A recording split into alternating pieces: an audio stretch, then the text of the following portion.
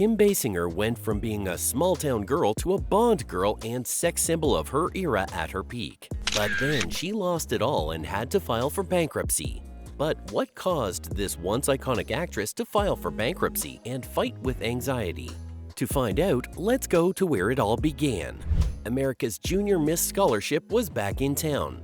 In the hot summer air stood a towering figure amongst hundreds of pageant girls. As a ballet dancer and cheerleader, Basinger was all too familiar with the allure of the stage. However, only her parents knew the extent of the turmoil that brewed within her before each performance. Her appearance at the pageant had simply been to fulfill a bet to her father. She would get up there and perform her rendition of My Fair Lady's Wouldn't It Be Loverly? Her response had been a simple question: what if I die? What if I get up there and die? Basinger had been thrown to the wolves. She would have to sink or swim. And swim she did.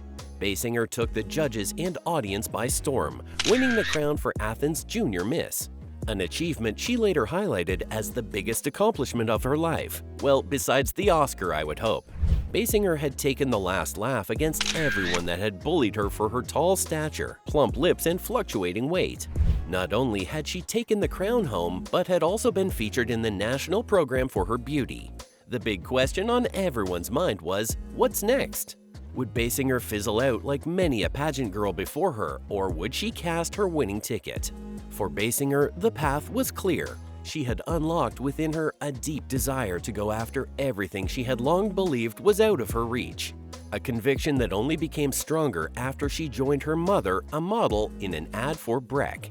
The boundaries of her hometown became nothing short of shackles holding her back from her potential, and time couldn't fly by fast enough. She made a habit out of marking off the calendar, counting down the days until she could buy her one-way ticket to greatness. However, fate had other plans for the young Basinger. While Basinger dreamt of becoming a singer and movie star, she would have to take the scenic route to her dream job. Tabled before her was a contract for Ford Modeling Agency in New York with no other offers in sight. She would have to take her chances in the Big Apple. At only 17 years old, Basinger packed her life in Athens and moved to New York to pursue a modeling career. By 20, Basinger was living in the center of arts and fashion, earning $1,000 a day. From the outside looking in, it seemed like the perfect life. So why wasn't it enough for Basinger? In just a heartbeat, Basinger had gone from a face worth a second glance to a cover girl. She had booking after booking to look forward to and access to the biggest names in the fashion industry. However, despite her thriving career as a model, Basinger never quite felt at home. The fast-paced work environment suffocated her. Even worse is the fact that the industry forced her to look at her insecurities. In an industry where your looks are your greatest asset, Basinger felt inadequate. The toll of years of jabs at her appearance had left a lasting effect.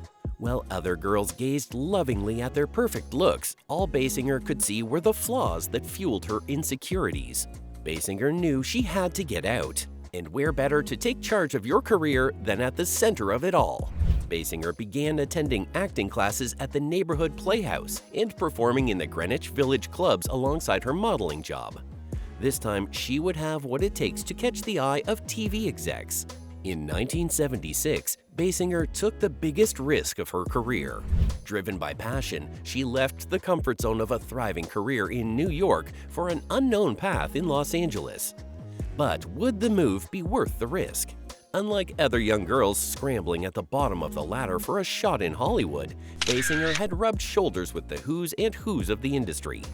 She knew who to talk to get ahead in the game, and within just a year of her career change, Basinger had landed guest roles in the TV shows Macmillan and Wife and Charlie's Angels. In 1978, Basinger landed her first starring role in the TV film Katie, Portrait of a Centerfold. The film followed the story of a young, aspiring actress who moved to Hollywood to become a star, but ended up being the centerfold of a famous men's magazine. The movie ironically foreshadowed a tale that would become all too familiar with Kim Basinger. For a moment, it seemed quitting modeling had been career suicide. Basinger had the looks and charm to get through auditions, but couldn't land a hit role to save her life. She needed to do more than just be on TV. She would have to leave an impression that would bring the world to her feet. What nobody could have anticipated was the trick Basinger had up her sleeve. She would force the world to look at her, quite literally. In 1983, Basinger featured as a Bond girl in her breakthrough film Never Say Never Again, alongside Sean Connery. After years of hoping to get her acting career off the ground, not even being part of one of the most successful movie franchises was enough assurance for Basinger. She took her career into her hands, pulling out a 1981 nude pictorial for Playboy to promote the movie. The move, although taken against the counsel of her close friends and family, garnered her attention for her good looks, curvy figure, and sex appeal. Film directors who hadn't looked her way began chasing the next big thing, and she landed a role on The Natural, a performance that earned her a Golden Globe nomination for Best Supporting Actress. By 1985, Basinger was one of the most recognizable faces on TV. She had made her mark and become a beloved entertainer. But was she ready to compromise her once struggling mental health for it? In 1986, Basinger featured as the lead actress in the erotic drama 9½ Weeks. The controversial film explored themes of an obsessive, dominating, and borderline abusive love affair. Despite the controversy surrounding the themes of the film in the US market, Basinger consistently received praise for her ability to portray complex emotions.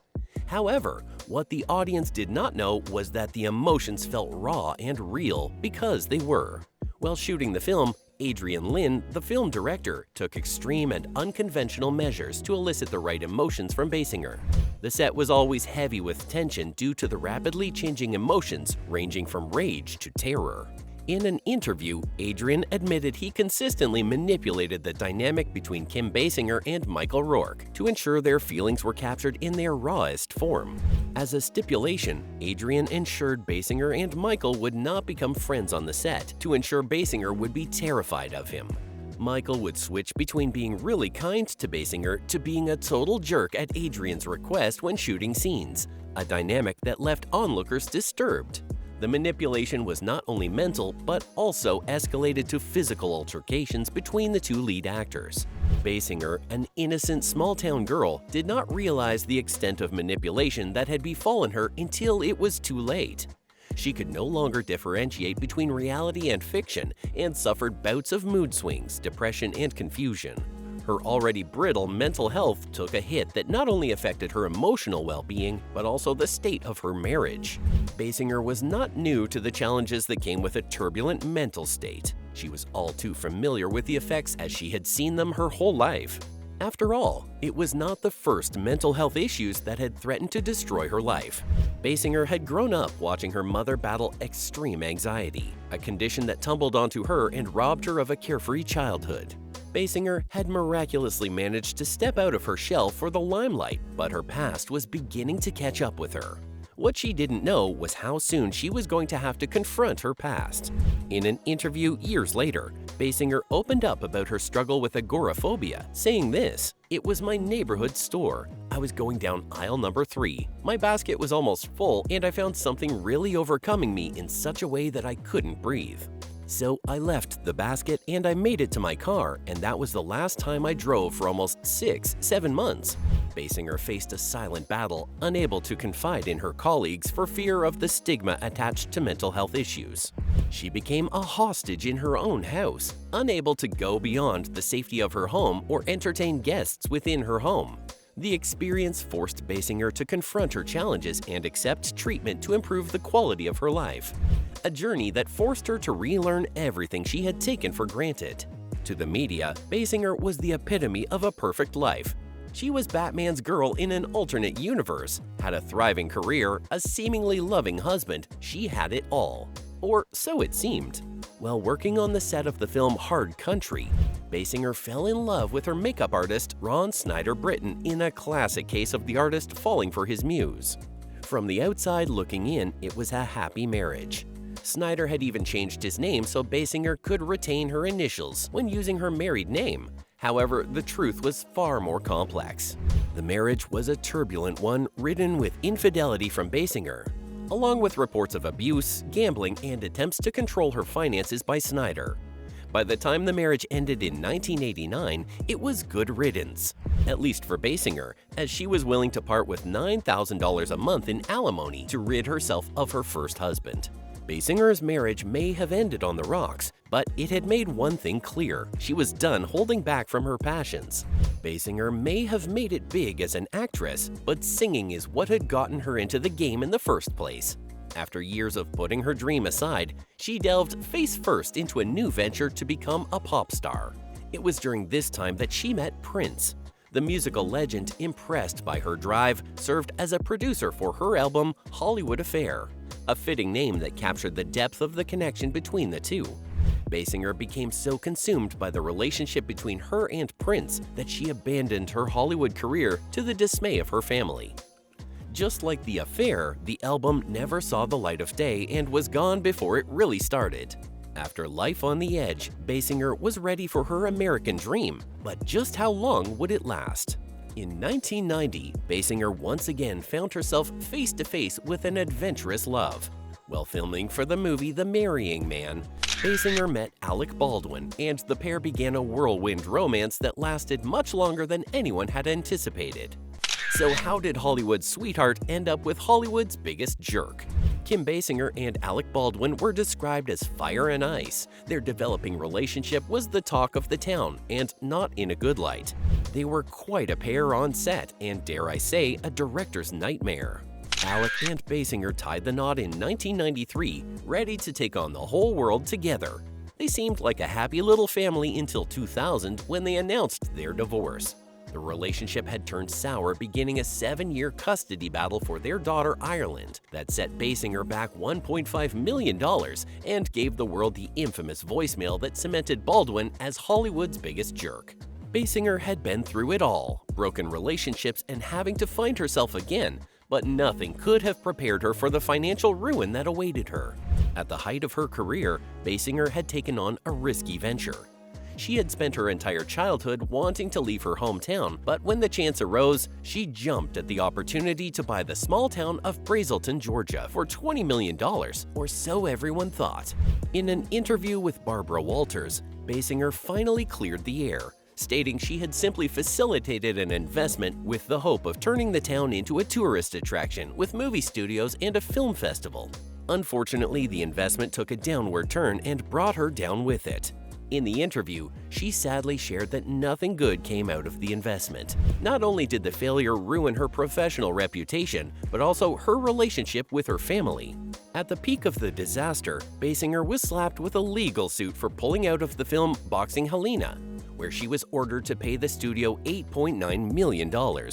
At the end of the road, Basinger appealed to the courts and filed for bankruptcy. Basinger's glamorous career had taken a dive into the depths of the ocean to never recover again. Or so everyone thought. Hollywood had cast her aside and she had retired into the simple life of a housewife. She turned down script after script until one caught her eye: LA Confidential. Kim Basinger was back in the game and she was coming in strong. For her portrayal of Lynn Bracken, Basinger was awarded an Academy Award for Best Supporting Actress. Kim Basinger may no longer be at the center of the entertainment industry, but one thing she's not given up is passion. Her new focus has been creating awareness on animal rights with collaborations with PETA. If you enjoyed this video, be sure to check out our other videos on beautiful women of yesteryear.